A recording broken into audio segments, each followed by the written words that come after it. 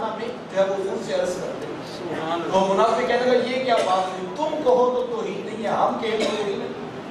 اب صحابی رسول نے دوڑ لگائی کہ میں جا کر حضور سے عرض کرتا ہوں کہ حضور مسلمانوں کو بھی منع کر دیں کہ آج کے بعد یہ لفظ نہیں بولنا۔ ابھی صحابی پہنچے نہیں تھے کہ جبریل امین حاضر ہیں رب کا پیغام آ گیا یا ایھا الذین آمنوا لا تقولوا راعنا، اے ایمان والو آج کے بعد تم نے بھی راعنا نہیں کہا۔ یہ لفظ بین کر دیا یا قیامت تک کے لیے حضور علیہ السلام کے لیے کوئی لفظ استعمال یہ نہیں کر سکتا۔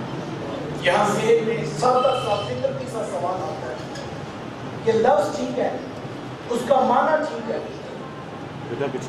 نیت بولنے والے کی بتانے والے کی پوچھنے والے کی ٹھیک ہے، انداز ادب والا ہے، لیکن کیوں ختم کر دیا؟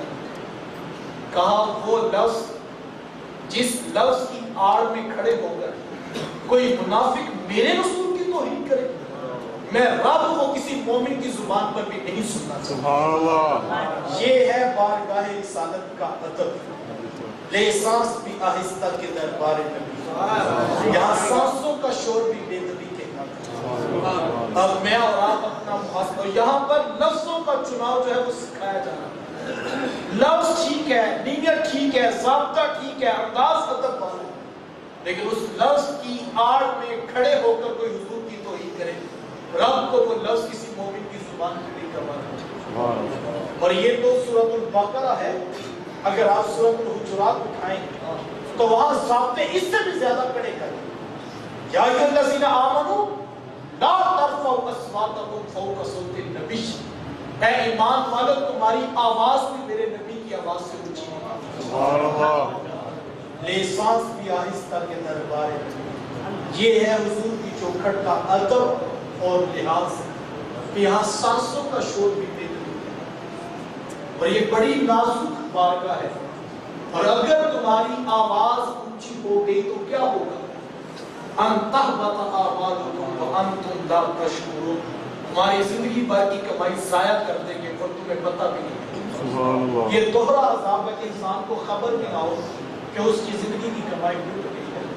یہ ہے بارگاہ رسالت کا ادب اور لحاظ۔ اور آج جس دور پہ ہم گزر رہے ہیں یہ تو انتہائی فتنوں کا دور ہے۔ یہاں پر تو بس یہ کہا جاتا ہے کہ بس دلائل جو ہے وہ پیش کر دیے، بات ختم، لوگ حوالے دے کر جو ہے زبانیں کھول دیتے ہیں۔ صاحب بات قرآن کے حوالے سے بڑا حوالہ کسی کے پاس نہیں، لیکن یہاں پر لفظوں کا چناؤ بھی سکھایا گیا اور یہاں پر سانسوں کے شور کا بھی لحاظ رکھا گیا، اور تمہاری آواز بھی بارگاہ رسالت میں اونچی نہیں۔ اب میں اور آپ دیکھیں کہ صحابہ کا انداز کیا تھا۔ آواز تو آواز ہے، دین صاحب و ادب کا نام ہے، یہ بات یاد رکھیں۔ جس دین کے اندر ادب کی خیرات نہیں وہ دین دین رسول ہو ہی سکتا۔ یہ تو بڑی بڑی باتیں ہیں۔ ہم صحابہ کا انداز دیکھتے ہیں،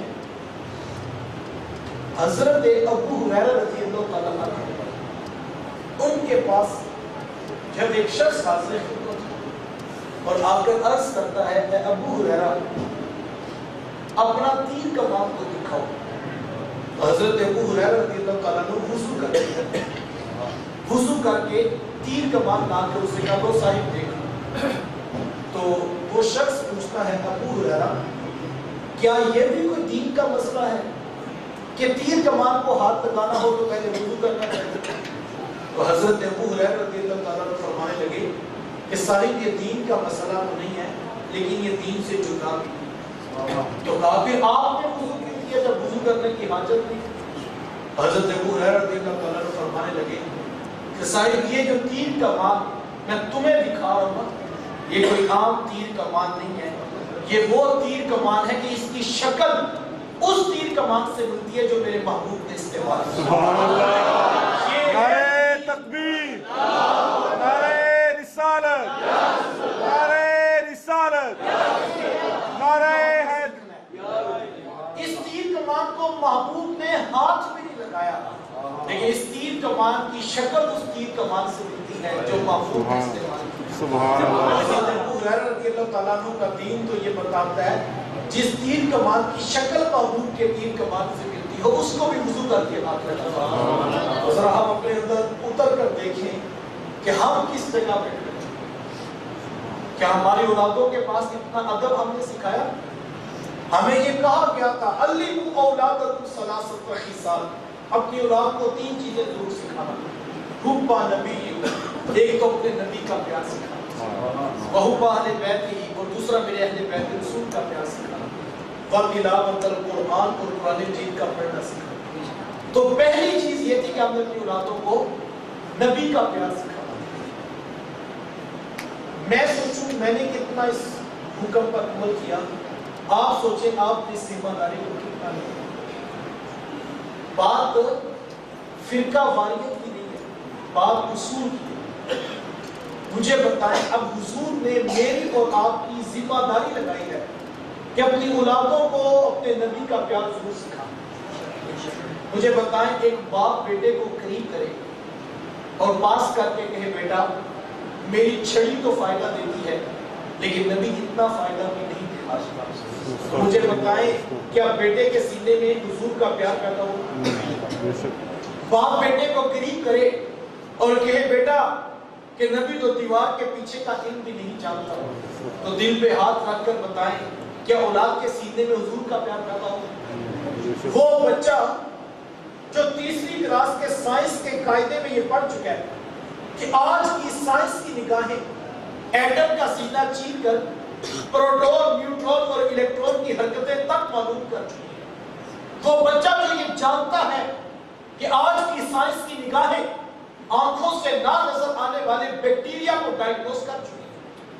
بیکٹیریا کا کون سا پارٹ کون سی بیماری کاز کرتا ہے، اس کے لیے کون سی میڈیسن چاہیے، آج کی سائنس کی نگاہیں دیکھ چکی ہے.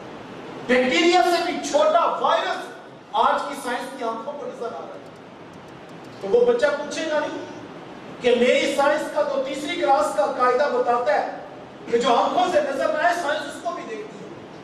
وہ بچہ آپ سے سوال نہیں کرے گا کہ تم جس نبی کا تصور مجھے دے رہے ہو وہ تو دیوار کے پیچھے بھی نہیں جانتے، اور میں جو کتاب پڑھ رہا ہوں وہ تو سمندروں کی تہوں میں کتنے موتی موجود ہیں وہ آج سائنس کی نگاہیں دیکھ رہے ہیں. پہاڑ کی کوک پہ کون سا ایلیمنٹ کتنی مقدار میں موجود ہے آج سائنس کی نگاہیں پہاڑ کھودنے سے پہلے بتا دیں. کیا وہ بچہ پوچھے گا نہیں آپ سے کہ آج کی سائنس کی طاقت چاند کی چھاتی روندی جا چکی ہے، سورج کی انرجی کو جب کیپچر کر کے انسان اپنی ضرورت کے بروئے کار لا چکا ہے، ہواؤں کو مسخر جو ہے وہ آج کا سائنسدان کر چکا ہے.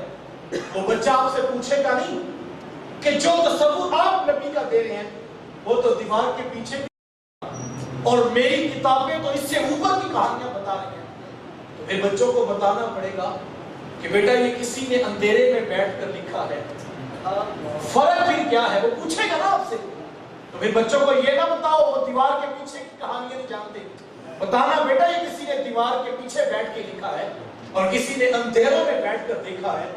رہی بات ان کی عظمت کی تو آج کے سائنسدان چاند پر جا کے فخر کر رہے ہیں اور ہمارے محبوب تو چاند کو قدموں میں بھلا کے بھی فخر نہیں کر رہے.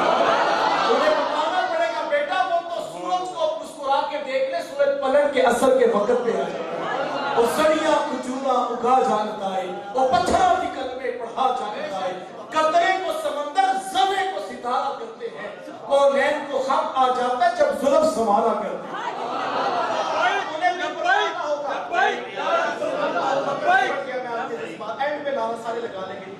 ان کو بھی بتانا ہوگا کہ بیٹا وہ تو اتنی عظمتوں والے محبوب ہیں، اگر وہ اپنی زلفوں کا رخ پھیرتے رب کی بلے بدل دیتا تھا.